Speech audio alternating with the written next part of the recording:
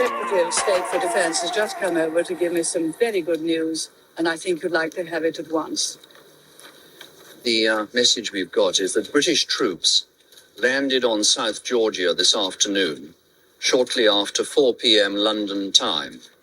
They have now successfully taken control of Grytviken. At about 6 p.m. London time, the white flag was hoisted in Grytviken. The commander of the operation has sent the following message. Be pleased to inform Her Majesty that the white ensign flies alongside the Union Jack in South Georgia. God save the Queen. What happens next? What is the note? Thank you very much. What's your reaction? Rejoice at that news and congratulate our forces and the Marines. Are we going Good to night, declare Jeff. war on Thank you Mrs. Thatcher? Rejoice. La política argentina es una política de vaivenes y de péndulos maniqueos. Diablo, santos, mártires y demonios. En el episodio de hoy, de la mala educación mía, de Rodrigo Cañete, hablaré de cómo este maniqueísmo ha paralizado las oportunidades de la Argentina para reclamar la soberanía de las Islas Malvinas, algo naturalizado desde la invasión y a través de resoluciones no vinculantes de las Naciones Unidas. Esta soberanía, que evidencian una debilidad en los reclamos hacia el Reino Unido. Ahora, esta situación del reclamo se ve perjudicada por la tendencia del gobierno de Milei de buscar soluciones simplistas a través de los medios y las redes sociales. Este enfoque llevó a que se vea lo previo al 83 como diabólico y lo posterior al 83 como algo con matices, que siempre tiende hacia un reclamo de la soberanía. Sin embargo, estos matices se reservan para la democracia de vuelta de manera maniquea. Es decir, el peronismo y el mileísmo son un ejemplo. Por ejemplo, Milei es considerado cívico y heroico frente a la casta que se presenta como, que es presentada, digo, como diabólica, según los partidarios de Milei. Antes de continuar, quiero invitarlos a suscribirse aquí abajo y es gratis si les gusta este contenido. Por favor, compartan y difundan. Este tipo de ideas y reflexiones no se suelen ver en los medios tradicionales y necesitan de quienes las valoran. Si les interesa, suscríbanse ahora mismo. Y si desean más contenido, pueden unirse a mis cursos. Hay suficientes para que se suscriban en la sección de membresías o membresías pagas. Es decir, tenemos las suscripciones, que es gratis, y ya suscríbanse aquí abajo, ya háganlo. Y después tenemos las membresías pagas, las suscripciones gratis y la mala educación y las membresías pagas. En mi canal de YouTube, La Mala Educación de Cañete, en la parte de videos para miembros pagos, van a encontrar cursos como El arte y el amor, Jacques Rancière, Historia del arte occidental, entre muchos otros, Freud, Lacan,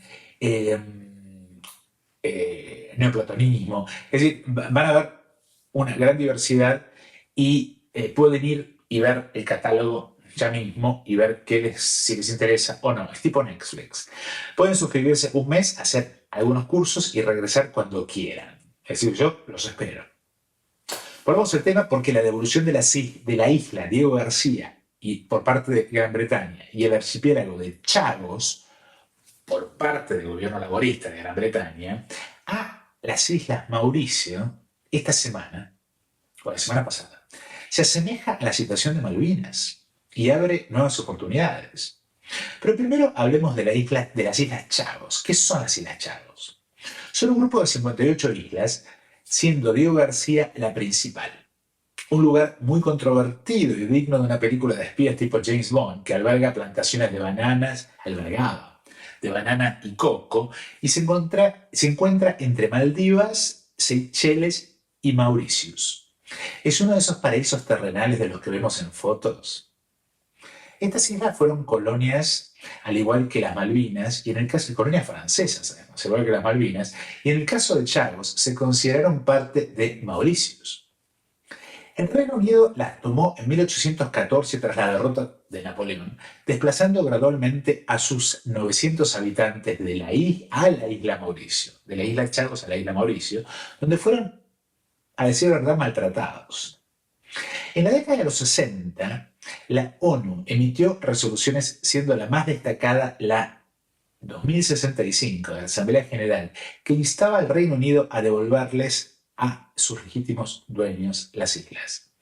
Pero en 1965 firmaron el acuerdo de Lancaster, the Lancaster Agreement, por el cual compraron las islas y en 1966 Estados Unidos firmó un contrato de alquiler para una base militar. La ONU, por supuesto, criticó esto. En la isla viven alrededor de 4.000 soldados. Cuentan con un aeropuerto de 3 kilómetros y tienen uno de los accesos de GPS aéreos más importantes del mundo, lo que le otorga una enorme relevancia geopolítica. En el año 2000, la Organización de la Unidad Africana denunció la compra de estas islas como una violación de la Resolución de las Naciones Unidas de 1958. Se solicitó una nueva opinión a la Asamblea General de Naciones Unidas, que emitió una resolución exigiendo que Inglaterra se retirara en un plazo de 6 meses, cosa que por supuesto no hizo. Sin embargo, esto lo que generó fue suficiente presión moral a medida que la presión moral empezaba a importar. Y la presión moral era para que el tema comenzara a aparecer en la política británica. Es decir, es el momento en donde, con la decadencia del imperio, la ética comienza a ser un tema importante en Inglaterra. Esto es muy complejo, pero empieza a importar hacia adentro. Y esto es impulsado en parte e importantemente por la presencia de inmigrantes de Seychelles, Mauricios y Chagosianos, que, aunque no es numerosa la presencia de estas colectividades, tiene cierta relevancia política, votan. Esto contrasta con el caso de Malvinas, donde los kelpers no votan, ni tienen influencia en la política interna argentina. Este contraste queda evidente en la retórica exaltada de un servicio exterior argentino que se muestra cada vez más ineficaz. El nuevo secretario de Asuntos Exteriores británicos, equivalente al canciller, asumió con el gobierno laborista y tomó la decisión de devolver las Islas Chagos inmediatamente. Una medida que formaba parte de su campaña política y estaba acordada con los Estados Unidos. Desde el principio, los Tories, es decir, los conservadores, la derecha británica, se opuso, argumentando que esto podría desencadenar un efecto dominó que acabaría reabriendo el debate sobre Malvinas. Aunque las Malvinas son menos relevantes en términos estratégicos, tienen un valor simbólico muy importante para el Reino Unido, especialmente en cuanto a su identidad imperial y la imagen de masculinidad comprometida que tienen los argentinos respecto de la derrota en Malvinas, podría llevar a una confrontación irresponsable si es manejada de manera poco cuidadosa. El 3 de octubre se anunció el acuerdo que permitía la cesión parcial de las Islas Chagos, manteniéndose la base estadounidense y británica, pero esta vez estadounidense, en Diego García por 99 años a cambio de una renta. Este acuerdo se llamó Programa de Restablecimiento Chagosiano. Los Tories advirtieron que esto podría generar este efecto dominó al que hacía referencia, y este efecto dominó beneficiaría a Beijing. Y tal vez no estén del todo equivocados. La reacción del gobierno argentino, especialmente el gobierno de Milei y su cancillería, fue caótica, como ya es previsible. Sin embargo, trato de no caer en el maniqueísmo de pensar que los argentinos en el poder son siempre incapaces y toman decisiones sin sentido, que es un poco un lugar común. Eso no es un argumento válido en estos videos. Quiero ir más allá. Porque mi teoría es que la guerra de Malvinas fue más un intento de Margaret Thatcher de ganar legitimidad pública, algo que no tenía, ya que su falta de carisma le impedía tomar medidas que marcaron el retroceso del mundo desde los avances logrados hasta principios de los 70. Where there's despair, may we bring hope. To those waiting with bated breath for that favorite media catchphrase, the U-turn, I have only one thing to say. U-turn if you want to. The ladies not for turning. Y esto se hizo mediante un acuerdo con los argentinos. Esta es mi teoría. ¿Cómo ocurrió esto? Bueno, recordemos que Chile, bajo Pinochet, fue un experimento neoliberal instalado por Nixon para ver cuánto podía soportar una sociedad ante la presión y la polarización social que llevaron a la pobreza y la desaparición del estado de bienestar con las Reaganomics de Ronald Reagan en los 80, colocando a Roosevelt en comparación con Milley o con Pinochet en el bando comunista. Mr. Speaker, sir, the House meets this Saturday to respond to a situation of great gravity. We are here because for the first time for many years, British sovereign territory has been invaded by a foreign power. After several days of rising tension in our relations with Argentina, that country's armed forces attacked the Falkland Islands yesterday and established military control of the islands. Mr. Speaker, yesterday was a day of rumor and counter-rumor.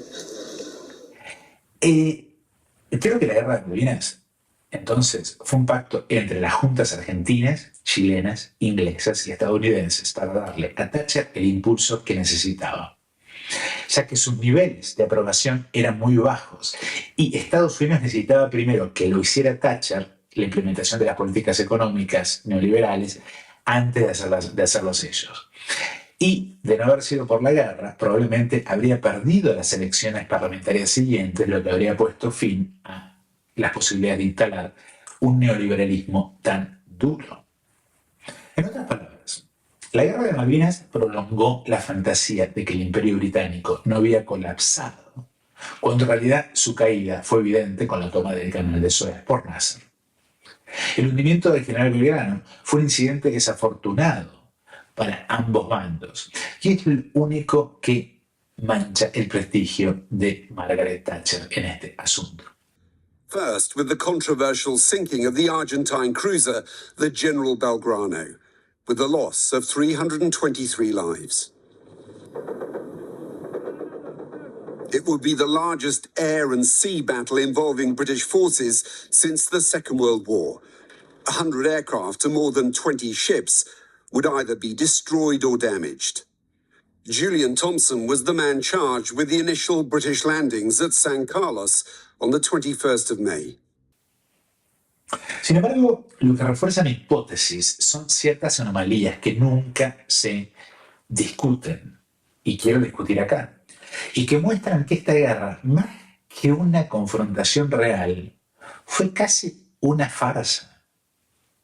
Esto queda en evidencia, por ejemplo, en la serie The Crown, donde aparece un grupo de argentinos plantando una bandera en un momento, como unos patoteritos, en un momento en el que la caída del régimen militar argentino era inevitable y un triunfo imposible. A menos que se crea en la teoría de la borrachera de Galtieri, lo que me parece una estupidez. Cuando Margaret Thatcher salió a la puerta de Downing Street, como suelen hacer todos los primeros ministros británicos para anunciar, en este caso, la victoria, dijo, simply rejoice of this news and congratulate our forces. Simplemente disfruten de estas noticias y feliciten a nuestras fuerzas. A su lado, el ministro de Defensa mostraba, el vocero, el ministro de Defensa, mostraba una expresión de angustia. ¿Pero por qué? Thatcher se consolidó como la figura principal detrás de la guerra, sobre todo después del hundimiento del Belgrano. Porque hasta ese momento, la guerra de Malvinas prácticamente no había cobrado vidas. Hubo algunos bombardeos que causaron unas pocas bajas, pero era más bien una especie de guerra de juego de roles, como si hubiera sido diseñada para generar un escándalo de medios, mediático. Uso la palabra mediático, porque fue entonces cuando Rupert Murdoch tomó el control de The Sun, en Inglaterra. Recuerdo como su contraparte en Argentina, la revista Tal Cual, no sé si la acuerdan, mostraba la portada al estilo del dadaísmo berlinés, con imágenes retocadas de Thatcher como pirata, mientras en Buenos Aires sonaban las sirenas de bombardeos. Es decir, yo me acuerdo, me acuerdo la sensación, el olor, me acuerdo, de ese momento, siendo niño, bajo la amenaza de un bombardeo que en realidad no tenía sentido. ¿Con qué aviones iban a bombardear? Es decir, ¿de dónde venían? ¿Dónde despegaban los aviones? Todo parecía parte de una guerra fabricada para generar chauvinismo y odio. El verdadero objetivo no era tanto fortalecer la industria militar, sino apuntalar a líderes débiles. En el caso de los militares argentinos, quizás se imaginaban que serían menos castigados por los crímenes de lesa humanidad, como los cometidos contra las madres de Plaza de Mayo, contra los desaparecidos. Pero volvamos al hundimiento del Belgrano. Este era uno de los dos buques que bordeaban la zona de exclusión establecida unilateralmente por el Reino Unido, junto con el portaaviones 25 de mayo. A bordo del Belgrano viajaban 1.000 hombres y el barco se encontraba cerca del borde de esa zona de exclusión, la cual, como mencioné, fue impuesta por los británicos. Yo no soy experto en teoría bélica, ni mucho menos, pero la zona de exclusión, que estuvo fijada a 250 millas de las islas, no significaba que no se pudiera atacar fuera de ellas, ya que se había declarado una guerra. Es decir, la zona de exclusión era solo el teatro principal de la guerra, pero en un conflicto declarado se podía atacar más allá del campo de batalla. Desde el punto de vista británico, los Kelpers habían sido invadidos, porque cualquier nave enemiga, incluso fuera de la zona de exclusión, era un objetivo legítimo. Esto es presentado en Argentina como el horror de los horrores de los horrores, pero señores, eso se llama guerra. En este contexto, el hundimiento del Belgrano no estaba fuera de lugar, y ningún primer ministro británico hubiera dudado en autorizar ese ataque. De hecho, a Margaret Thatcher le tomó aproximadamente media hora, le tomó mucho decir que sí. ¿Y por qué digo le tomó mucho? Porque en ese lapso de tiempo, durante ese intervalo, y aquí es donde entra el factor de la mala suerte, el Belgrano empezó a zigzaguear debido a los cambios de viento y las condiciones climáticas, y decidió regresar al continente. Cuando está haciendo eso, ese retraso y cambio de dirección hicieron parecer que los ingleses los perseguían, lo que podría haber sido posible, y si era así, también era legítimo en términos militares. La cuestión es que a las 3:57 p.m. 2 torpedos impactaron en el Belgrano, y debido al estado precario y lo viejo que era el barco, se incendió casi al instante. Están las imágenes donde se está incendiando y está casi color naranja. La explosión interna provocó una bola de fuego que mató a 353 conscriptos. El almirante argentino en ese momento ya había dado la orden de volver al continente. En términos generales, hasta ese momento, la guerra de Malvinas había sido una especie de farsa, una ópera bufa, pero como este hundimiento ocurrió, se convirtió en algo más material, mucho más serio. Paul witnessed this, the Argentine attacks at Bluff Cove, where the British lost more than 50 men.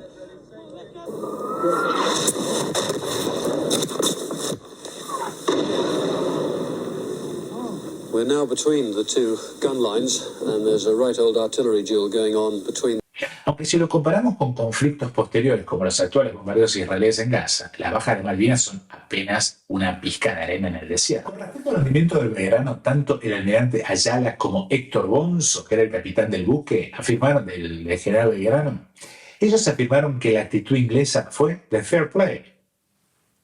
En 2005, un periodista argentino publicó un artículo incendiario sobre el Belgrano en un diario de circulación nacional en Argentina. Y en respuesta, un jefe militar de la época de las juntas escribió una carta de lectores indicando que el hundimiento fue un acto de guerra legítimo, no un crimen de lesa humanidad como se quería hacer pensar. Es decir, fueron los mismos argentinos que participaron en la guerra quienes declararon que no había mucho debate al respecto. Y los argentinos, digamos, los técnicos, los militares, son los que dijeron esto, señores, fue fair play. Este suceso ocurrió en un contexto muy particular, en el cual, estamos hablando del año 82, en el cual un miembro de la Cámara de los Comunes, un MP, informó que Perú estaba mediando en un tratado de paz que luego se estancó. Después de todo, el despliegue hacia el Atlántico Sur, en el que Margaret Thatcher, el príncipe Andrés, es decir, se puso toda la carne al asador, digamos, no tenía sentido firmar un tratado de paz que implicara la entrega total de la soberanía, ya que eso sería una humillación para Margaret Thatcher y era lo que menos necesitaba en ese momento. Además, la guerra de Malvinas fue probablemente la primera guerra en tiempos de los medios de comunicación masiva, tecnológica y tecnotrónica, lo que plantea la pregunta de por qué el hundimiento del Belgrano se volvió un evento tan infame. Y si no tiene que ver con esto. Y en segundo lugar, ¿por qué Argentina no aprovechó esa supuesta infamia diplomáticamente dentro de Inglaterra, generando disputas internas entre Tories y laboristas, en lugar de polarizar y unificarlos? Es muy interesante cómo los medios de comunicación y el humor tuvieron un rol tan importante en la Guerra de Malvinas, especialmente en la construcción de narrativas nacionales en ambos bandos. Lo que menciona, por ejemplo, el tabloide británico amarillista The Sun y una especie como de pasquín, que es una revista humorística, que es The Private Eye. Los chistes, los títulos, reflejan cómo se instrumentalizó la cobertura mediática para movilizar el sentimiento patriótico y en muchos casos manipular la opinión pública. Un sentimiento patriótico además muy denigratorio y racista. Por ejemplo, el uso de epítetos como Argy o Argy-Bargy no solo muestran el tono despreciativo de ciertos sectores de la prensa británica, de derecha, sino también, y de clase baja, sino también como el lenguaje contribuyó a deshumanizarlo al enemigo. Piensen que Argy-Bargy tiene que ver con barco. Es decir, como te recuerdan todo el tiempo el Belgrano. Pero esto tiene que ver con los medios, no tiene que ver con el gobierno. La explotación del nacionalismo en torno a figuras como Margaret Thatcher a través de titulares sensacionalistas como esos jugó un papel central en mantener el apoyo popular a la guerra y probablemente ayudó a cimentar la figura política de Margaret Thatcher en un momento clave. Es interesante cómo se conecta esto con la unificación temporal de las clases en un sistema tan marcado por la polarización. Este tipo de retórica y humor, es decir, que unía a las clases altas y bajas en Inglaterra, que realmente no se unen, y que en otro contexto sería visto como marginal o incluso ofensivo, durante la guerra sirvió para construir una especie de identidad común frente al otro. Esto de ambos bandos, pero en Inglaterra fue específicamente fuerte porque los tabloides amarillistas, The Sun, Daily Mirror, tienen un rol muy importante. La pregunta es, ¿creemos que este tipo de tratamiento mediático de la guerra tuvo un impacto duradero en las relaciones entre Argentina e Inglaterra o que quedó más como una herida que luego fue cicatrizando? Acá viene el problema de la diplomacia argentina en Inglaterra, que es bordea el papelón históricamente, es decir, desde Kirchner ni hablar. En otras palabras, hay un gran contraste entre la manera en que los medios exaltaban el conflicto y cómo, por ejemplo, alguien como Ian MacDonald, vocero del ministro de Defensa británico, anunció con tono pausado y sombrío el hundimiento del Belgrano. Del mismo modo, la sobriedad de Margaret Thatcher al celebrar la victoria contrastaba con el tono de los medios británicos. Las declaraciones de los líderes, aunque enérgicas, no promovían directamente la unidad nacional, sino que utilizaban a los medios como intermediarios para lograrlo. Esto al final lo que hizo fue servir para obtener el apoyo popular necesario para implementar la revolución neoliberal. Además, si bien el hundimiento del Belgrano fue trágico, en el resto del conflicto las bajas fueron relativamente bajas o bajas, no relativamente, con un total, incluyendo el Belgrano, de 500 muertos. Comparado con conflictos actuales como el de Ucrania y Rusia, como el de la Medio Oriente, donde se pierden miles y miles de vidas en cuestión de minutos, la escala de la guerra de Malvinas parece un hecho menor. Lo que se ha descubierto es que en ese momento Estados Unidos ejercía presión para alcanzar un acuerdo. Y justo antes del hundimiento del Belgrano, Margaret Thatcher había aceptado un acuerdo parcial que eventualmente conduciría a la entrega de la soberanía, al estilo Chagos. Esto sugiere que lo que se estaba haciendo era en parte simular una guerra para crear un impacto, y un impacto de medios, que unificara a la población sin recurrir al populismo. En el contexto argentino de aparente democracia o transición democrática, esto habría facilitado el apoyo a la desregulación y a las políticas globalistas y financieras, que ya se estaban aplicando, por ejemplo, en Chile. Sin embargo, Galtieri rechazó el acuerdo, lo que parece indicar que algún tipo de pacto no se cumplió, o no se cumplió por completo, y podría haber influido el cambio de la situación de los derechos humanos en la Argentina. Y cómo viró, tras Carter, el eje hacia algo más ético, que no les permitía, digamos, por ejemplo, hacer lo que hicieron con Pinochet, con Galtieri. Quienes hayan leído mi libro, que les invito a comprar, publicado por Penguin Random House, titulado La historia contrapelo del arte argentino, ya conocerán el proyecto, o lo que yo escribí sobre el proyecto de la tan celebrada Marta Minujín. Su fama actual en el mundo, en Estados Unidos, en Documenta, no es casual. Quizás porque ella o alguien más sean reconocidos o sean aceptados porque participaron, por ejemplo, en una institución tan politizada y vinculada a la CIA como el MoMA. Porque, por ejemplo, en el caso de Minujín, esto lo digo en mi libro, uno de sus proyectos planeados junto con las autoridades militares en Argentina era crear una efigie gigantesca de Margaret Thatcher, de roast beef, convirtiendo a Margaret Thatcher en comida para que la turba transformara el momento en algo similar a una antropofagía o una escena de la Revolución Francesa carnicera. Sin embargo, por razones de salubridad, esto no fue permitido, obviamente. Entonces propuso Marta Minujín una especie de falla valenciana en donde se quemaba la efigie como se quemaban a las brujas en la Edad Media. Es decir, ¿qué diferencia hay entre la revista Tal Cual, los diarios británicos, The Sun y Marta Minujín? Este tipo de acciones, y tengamos en cuenta que Marta Minujín trabaja sobre los medios, este tipo de acciones son las que caracterizan a un personaje como Marta Minujín. Además, no olvidemos que su hijo terminó trabajando en JP Morgan y fue quien se reunió con el ministro de Economía de Mauricio Macri un día antes de una devaluación del dólar cruel, con el tiempo suficiente para cambiar divisas y enriquecerse él y sus clientes, constituyendo claramente un delito. En Estados Unidos va preso por eso. Sin entrar en el caso de ¿recuerdan el espectáculo ese de Pinky y Cacho Fontana y el escándalo de la recolección fallida y el robo de donaciones? Bueno, le hice una entrevista al hijo de Spinetta en donde su conducta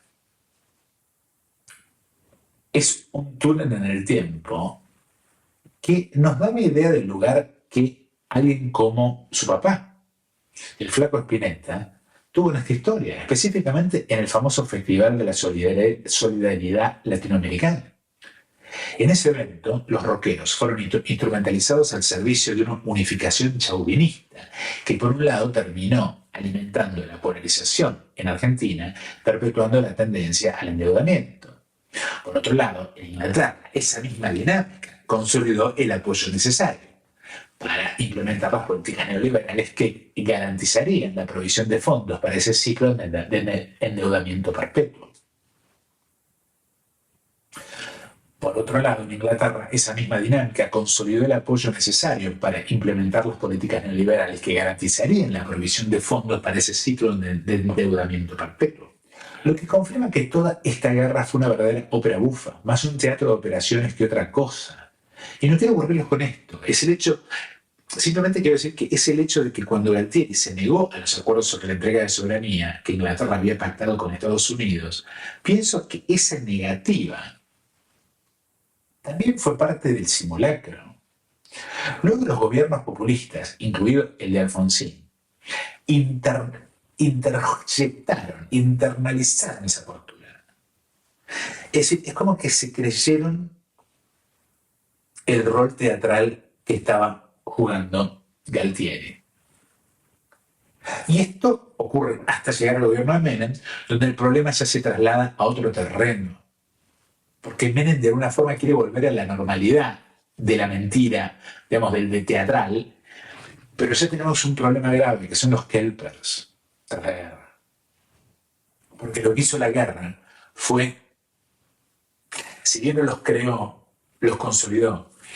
Después de la guerra de Malvinas, la estrategia de Inglaterra se centró en fortalecer la relación con los habitantes de las islas, los kelpers, que hasta ese momento eran en su mayoría unos pocos granjeros aislados. A partir de la guerra y del desarrollo de un turismo vinculado a la Antártida, se fue consolidando una especie de comunidad mucho más estable y próspera. El otro día un amigo me decía, vos que tenés pasaporte inglés, hablamos algo en las Malvinas. Esa misma comunidad, en un plebiscito que fue descalificado por las Naciones Unidas, pero que creo es bastante representativo, rechazó la posibilidad de adquirir la ciudadanía argentina, como proponía Kirchner, por ejemplo. Esto hace muy difícil que se repita en Malvinas lo que sucedió con las Islas Chagos, donde se desplazó a la población local e incluso se les dio un subsidio. Una de las características distintivas de la guerra de Malvinas fue la falta de brutalidad y la notable caballerosidad entre las partes. On the 14th of June, the Argentines surrendered. 649 of them lost their lives. The British had lost 255 men. Esto es algo de lo que nadie habla. Pero lean los testimonios o los libros, se aman. Ingleses y argentinos, los militares que pelearon. Incluso hoy en día, los militares argentinos e ingleses continúan en contacto por carta. Esto contrasta con lo que se ha visto en otros conflictos. No se puede creer. Es como que la guerra de Malvinas fue una especie de teatro casi de la caballería medieval después de que ocurrió. Además, los ingleses son famosos por llevarse orejas cortadas. Los ingleses son conocidos por excesos en el campo de batalla, como en la India, por ejemplo, las masacres de la India. En Malvinas la situación fue diferente. Ambas partes mostraron una gran galantería, yo la llamaría galantería, probablemente porque no estaban peleando por un territorio que consideraban realmente suyo, sino por un lugar abstracto, unas islas en medio de la nada que no representaban un espacio vital para ninguno de los dos. Además, salvo los 500 muertos que hubo, la guerra no fue particularmente sangrienta, como dije antes. Hubo un enfrentamiento limitado, sobre todo un par de noches de combates bastante frías, en medio de la noche. Y en muchos casos los argentinos se rindieron rápidamente. Es decir, estuve leyendo un relato desde el lado inglés de la pelea, y es toda una cosa tipo Enrique V. Hay un personaje, porque el relator se llama Max Hastings, que yo lo llamo Hastings. El relator se llama Max Hastings. Y es unos personajes que son tipo de Shakespeare, pero es todo medio de teatro. Es más, los soldados argentinos estaban esperando ansiosamente a los ingleses para irse a casa. Ellos, los argentinos, para perder e irse. El maltrato no vino de parte de los ingleses para con los soldados argentinos, sino del racismo de los mandos argentinos blancos hacia sus propias tropas. Este tipo de trato es algo que conozco en Argentina de primera mano. Ahora, ¿qué tienen en común las Islas Chagos con Malvinas? En primer lugar, tanto Inglaterra como Estados Unidos no se perciben a sí mismos como una amenaza para la paz que dicen defender, mientras el mundo y el poder se trasladan hacia el este. Este efecto dominó de la decadencia del Imperio Británico plantea un nuevo escenario mundial. Inglaterra ya no puede justificar sus atrocidades como Estados Unidos, con el apoyo de Inglaterra, ya no pueden justificar sus atrocidades como haber instalado a Pinochet en el poder para frenar el avance de la Unión Soviética durante la Guerra Fría. Sin embargo, en las décadas de los 80 y 90, el imperio, o no sin embargo, digamos, en la década de los 80, los 80 y los 90, el imperio norteamericano, con apoyo de alianza anglo, se quedó sin un enemigo real cuando se cae el muro. Lo que los llevó a inventar uno, que apareció tras los atentados a las Torres Gemelas del 11 de septiembre, generando la llamada War on Terror, la guerra contra el terror, de George Bush y Tony Blair. En esta guerra, las Islas Chagos juegan un papel fundamental, mientras que las Malvinas no, porque no tienen la misma importancia estratégica. El problema es que, recuerden que estaban los Chagos, están ahí en la mitad. El problema es que a pesar de que los argentinos argumentan que las Malvinas son estratégicamente importantes por su cercanía a la Antártida, su relevancia es limitada. Esto permitió el surgimiento de una comunidad, como les decía, de los Kelpers, que abrazan los valores británicos en contraposición a la inestabilidad y agresividad de los locos que tienen enfrente de los argentinos. Sin embargo, la posibilidad de un conflicto mundial podría afectar esto y podría devaluar el valor del pasaporte británico ya bastante devaluado después del Brexit, lo cual es una situación que el gobierno argentino debería estar preparado para manejar. Esto podría convertirse en una oferta interesante y un momento de presión. En lugar de aprovechar esta oportunidad, Javier Milei se alinea sin reservas con Estados Unidos e Israel, reinsertando a Argentina en la guerra del terror, que no tiene nada que ver con nada en el sur. Lo que podría llevar al escenario del conflicto del terror, Irán, hacia la periferia, Argentina. Y esto no es nuevo. Esto se ocurrió en la década de los 90 con el doble atentado a la Embajada de Israel y a la DAI, que fue orquestado por organizaciones que tenían que ver con Siria, por ejemplo. Entonces, ¿cuál es la situación? La situación es que yo creo que existe una posibilidad, tras los dichos de Milei a las Naciones Unidas, de que Argentina quede no solamente aislada de la globalización y el multilateralismo, sino también que incorpore la guerra del terror al tiempo que sigue empujando a Inglaterra y lo que realmente le importaría en términos de soberanía, que es Malvinas, en una soberanía que además es muy relativa, la soberanía de Malvinas, porque digamos, los papeles argentinos dependen de el legado del colonialismo español que luego fue ocupado por Napoleón y por los franceses, pero los argentinos nunca ocuparon las islas. Con lo cual, las islas pueden ser tranquilamente francesas. Y si los ingleses se las llevaron a los franceses, entonces son inglesas. Hoy en día, negociar sobre Malvinas es algo bastante complicado, sobre todo para los ingleses, por la posición de los kelpers. La creciente irresponsabilidad argentina en la popularización chauvinista del tema no ayuda, ni nunca ayudó. Recordemos que en su mayoría, los kelpers son escoceses expatriados que han desarrollado una economía que les permite estar conectados con Gran Bretaña, pero a la vez mantener una distancia de Inglaterra. Esto crea un escenario ideal para ellos y no tienen intención de abandonarlo.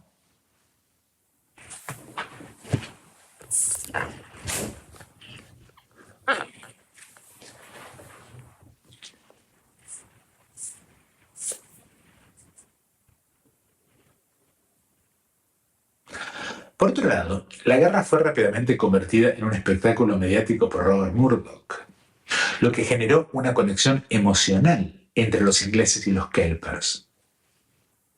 Los argentinos no solo invadieron, sino que los diferentes gobiernos fueron inflando el tema de manera innecesaria, tratándolo como un asunto electoral y polarizándolo aún más. Un dato interesante es que hay un paralelismo, o yo diría un espejamiento, entre la llegada de Starmer, el primer ministro británico actual, laborista, gracias a Dios, a Downing Street, y Néstor Kirchner, a la Casa Rosada, porque ambos pidieron que se bajara un retrato. Creo que el retrato que pidió Kirchner que se bajara era el de Videla, y el que pidió Starmer que se bajara es el de Thatcher. Este espejo entre los dos, este espejamiento entre los dos, que reclaman la retirada de la imagen, es algo que debemos tomar muy en serio. Cuando Argentina vuelve a reclamar la soberanía de las Malvinas de manera ruidosa, en lugar de hacerlo de forma más estratégica, genera en los medios de derecha, controlados por Murdoch, una preocupación sobre el efecto dominó de la descomposición del Imperio Británico. Sin embargo, este es un momento en el que Argentina no puede permitirse ni siquiera un pasaje de tren. La historia del reclamo, mucho menos una guerra, ¿no? La historia del reclamo argentino sobre las Islas Malvinas se convierte así en un círculo vicioso, una especie de perro que se muerde la cola. Además, en los debates actuales en Inglaterra, la derecha británica vincula este reclamo con la cultura anti-woke, o el reclamo con la cultura woke, lo que deja aún menos espacio de maniobra para el gobierno laborista. La lentitud del servicio exterior argentino y su falta de inteligencia en el manejo de este tema hacia adentro de Inglaterra nos llevan a cuestionar por qué estamos desperdiciando tantos recursos en personas como, por ejemplo, la cónsul Carolina Pérez Coleman o el ex embajador kirchnerista cuyo nombre no me acuerdo y tuve que tratar por un asunto personal muy grave,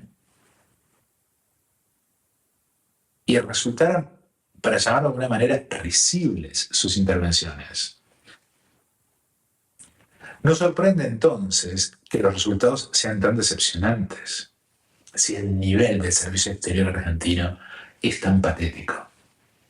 La próxima semana nos veremos para hablar, creo, sobre la obsesión argentina por los cadáveres, la necrofilia, la brujería, la política y el arte. Suscríbanse. Ahora es una línea.